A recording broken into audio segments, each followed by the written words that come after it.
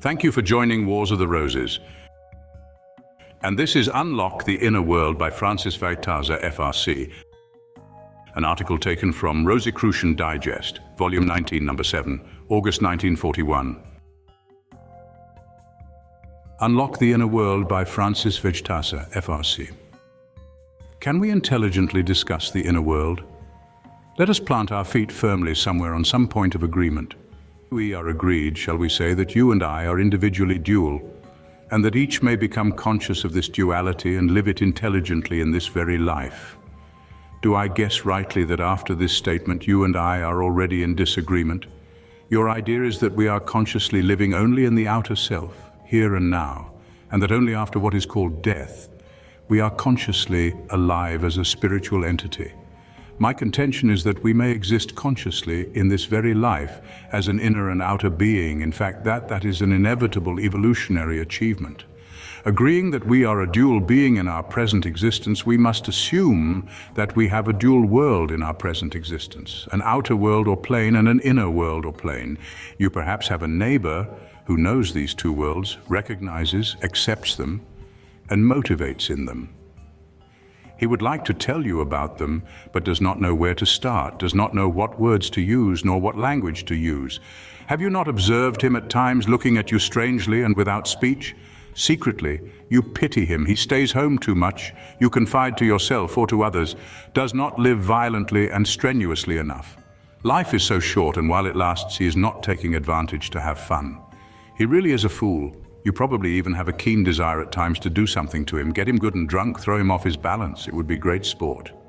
But he reads even between your lines and smiles good-naturedly, covering thus his pity for you, not of your ridiculous conceptions, but that his experience of living should be so entirely not a part of you that in spite of your seeming activity you should be so slightly alive, really quite dead.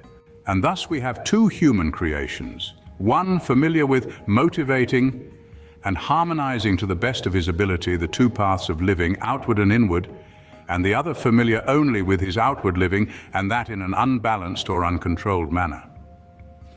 We are agreed that living is an expression of a type of energy, and that since not only we but all creation is dual, that the power or energy with which we act must necessarily be dual or of two kinds, centrifugal and centripetal. These are concentrated words, so we will spread them out a little. Our word treasury explains that centrifugal means forking, spreading, or separating, and centripetal just the opposite, meaning coming together, pouring in, uniting, or focusing. The centrifugal force then is of the outer world, and the centripetal force is of the inner world.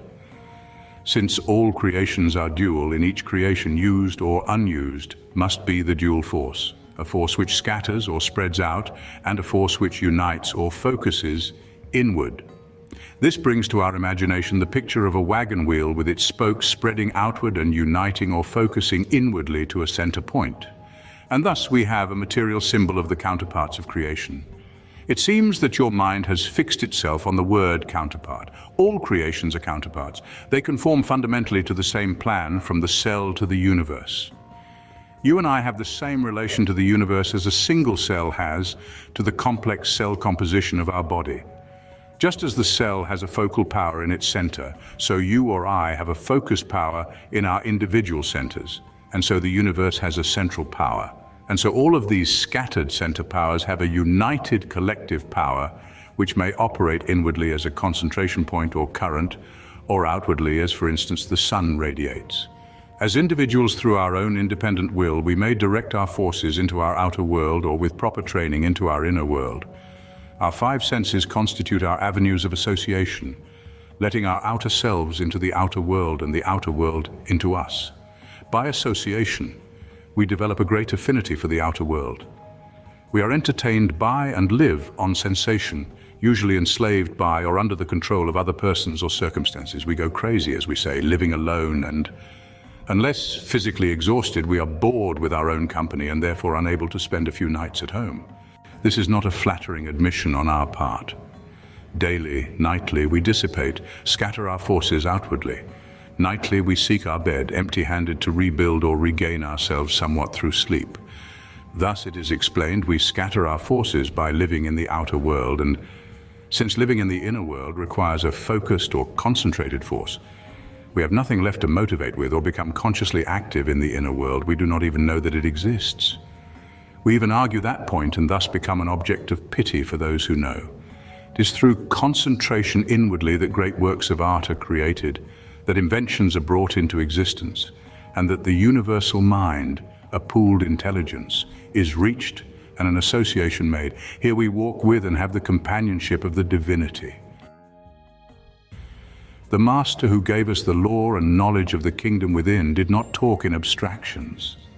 For 2,000 years we have both sought and denied it. The key is that spark of vitality within, which must act as the focal point to attract to itself the universal mind, and it is up to each individual to liven the spark, to fan the flame, to feed it and promote growth, in order that this spark may acquire its magnetic or attractive force and thereby grow in power, to later become an actively controlled power. The key, denied or undenied, exists and waits to unlock the path of entrance in you and in me. The spark requires delicate treatment and refined approach. It feeds on beauty which is of its kind. Often, nature acts as the awakener. Sometimes some inspired toiler has left an overflow for us to feed our spark upon.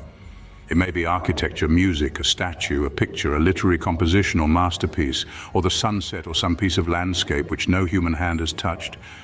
Or it may be some humble task well done, a kept garden, a haircut, a floor scrubbed white, a loaf of well-made bread.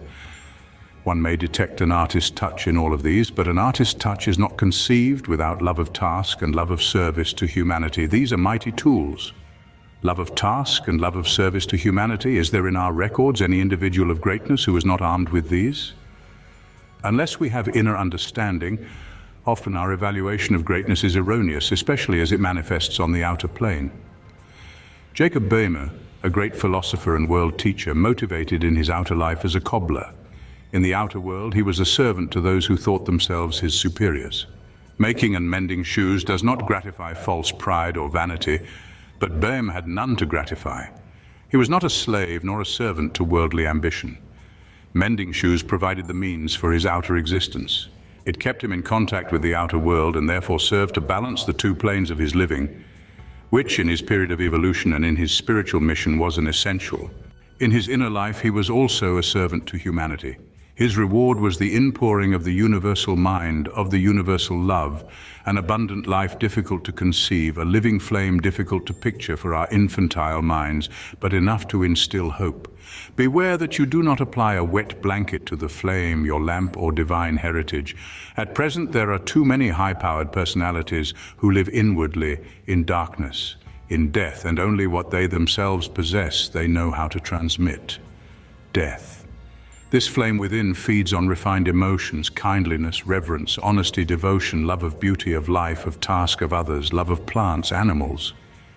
The inner center of every cell and collectively as a being livens on this diet, and this thrill becomes a conscious part of the individual, attuning him with the universal. This thrill, being a supervibration, seeks and attunes with its kind in the universal. Therefore, thrill to the beautiful. Lift up your consciousness. If you do not have to help you, music, mountains, waterfalls, canyons, find what you do have. A tree arraying itself into fresh, lacy green after a sleep of winter. A symbol of your own barrenness and coming into life in springtime, because for you too there is a springtime. Accept a beautiful morning as a tonic. Thrill to it and aid your digestion. The birds know how. They sing in tune with it, not missing one cheery morning. Those who seek to find thrills or forget the self they know through using dope or alcohol are on the opposite or downward trail. They are merely injuring the outer self instead of lifting it up to the companionship of the inner self, embracing it, comforting it, healing it. The outer self or body is in your care and you are its savior or its tyrant. We have heard thousands of times that vices mean starvation through degeneration, but we are rather startled to find that there are refined vices which also smother the flame, such as practiced selfishness, vanity, greed, and intolerance. All of which in our present stage of civilization have reached the proportions of monstrosities among individuals and among nations. The wonders of the inner world await your own personal exploration. Use your key and let yourself in. For the individual who is chained to the outer world, turning inside to the inner world requires a great battle between himself and the outer world a disconnection. It indeed requires a certain symbolic death and a rebirth. Down the centuries, the fact of this rebirth has been repeated to you, but the outer ear has registered only the words. This rebirth is accomplished by one's own volition and is a courageous victory. Occasionally, an individual comes to the realization of the inner kingdom through some accident, although achievement is not dependent on accidents by which the avenue of outer contact has been severed, such as loss of hearing or sight, or both. The deaf Beethoven amazed the world by composing musical masterpieces which he could not hear. So the world thought that he could not hear, but he heard as the world did not hear, not on the outer plane through the crude ear which no longer served as a transmitter, but through its counterpart, the inner ear, for our physical parts have a metaphysical duplication as of the inner world. This inner ear serves only the inner world and awakens to service only because of inward concentration of forces. It is so with the inner eye, taste and feeling. It is emphasized again that one does not need to have one channel disabled to open the other. One may have the use of both of these in the present living through balanced development, through evolution or proper training. It is a startling discovery, the actuality of a super self and a super inner world, denied to no one who seeks sincerely. And though it may take ages, eventually each one of us must come to this, since it is the plan. This discourse is not intended to advocate the shunning of our outer world. It seeks to proclaim the possibility of mastership of the outer world and the use of it for one's own good, for to a dual being, activities in both worlds should be possible and should be balanced. How could perfection or completion be reached in any other way on this path of progression except by progressively harmonizing oneself with the higher and yet higher principles of living? Although unfortunately our educational system does not provide an adequate channel or opportunity for development of the inner self, we are not pioneers in this field without a school, and by school is not meant merely a book or some one-man leadership, although if sincere, each may have some little value. Training for dual mastership requires more than thinking on abstractions, which do not give concrete information as to just how to achieve the goal which is sensed, or which has been outlined. You cannot build a structure without knowing where to get your building material and how to set it up. Your dual body is a natural laboratory, but you cannot control or operate intelligently through natural laws until you have a thorough knowledge of these laws. Operation through instinct is not mastership. There are fully equipped, far-reaching, powerful metaphysical or mystical schools which have come down with the ages without the aid of taxation and are a part of the present as well as the ages. The cosmic is neither betrayed nor cheated. At this time, the halls for inner wisdom are filled with thousands of students, and the doors are open, as they always have been, to sincere seekers who, in spite of apparent world degeneration, are steadily on the increase. One enters this study quietly and humbly, surprised that it has always been here waiting for such as he, and amazed to find a very substantial inner world full of comradeship, and from that time on, desire for the outer world decreases, and in proportion, desire for the inner world increases. There are many promises and claims to spiritual evolution and revelations, and how shall one make a choice or recognize the right school? For the protection of truth and the seeker for it, an international or world federation of these schools has been organized. This federation is known in the outer world as FUDOSI, Fédération Universelle des Ordres et Sociétés Initiatiques. The article, Ancient Brotherhood Support AMORC in Freedom of Thought campaign, appearing in the May issue of the Rosicrucian Digest, gives the qualifications necessary for membership and lists the organizations now affiliated. These schools are one with each other, working in unison and in obedience to the greatest of pooled or concentrated forces, as found in the cosmic mind. They borrow from each other in building their works of discovery and research. They blend in cooperation and differ only in their activities as evolutionary, racial, and climatic conditions require, or as their special fields of activity require. They stand in equal servitude to all races, all creeds, all nations. And how long must one study? The answer is, how long does one experiment and study to fit his place in the outer world? The keynote of the teachings must be constructive activity combined with or motivated by love, for love operates even in creations on a lower scale, in material things and in plants, as affinity of one cell or atom for another. The giving of a gift as a duty or to commemorate an anniversary adds nothing to our spiritual growth or upliftment, but the giving out of a fullness of heart through the urge of love, no matter how small the material token, evolves to a higher spiritual position, both the receiver and the giver. Though one may destroy all that is evil, what will it avail him if he does not build it up with good? A vacuum is not of value. If you are following teachings that leave a vacuum, or teachings that lash you with fear against a stone wall and they leave you helpless, without tools, not knowing what to do, you are not following constructive or active study. For actively one must study. Would a child learn to walk sitting and reading about it, or just thinking or being told how to walk? Having muscles and feeding muscles is not enough. They must be exercised, and so the equipment of the inner self must be exercised.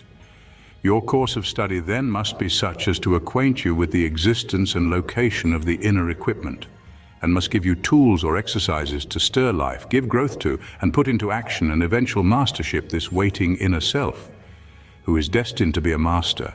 And there are schools, as mentioned before, fully equipped and qualified to give you such a course of training. To have a college degree is to be, in our present system, educated outwardly and is not sufficient. It leaves you unbalanced, only half educated, and that on the obvious and weaker side. And when shall one start training consciously on the inner path to completion?